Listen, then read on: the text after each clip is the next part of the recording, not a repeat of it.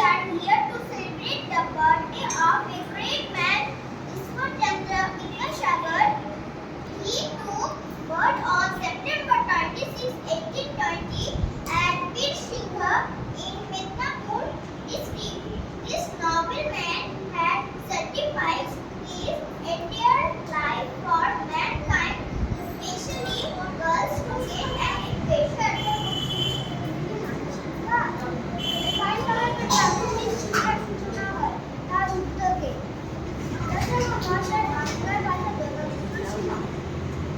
বাংলা সাহিত্য একাডেমি গ্রন্থ রচনা করেন।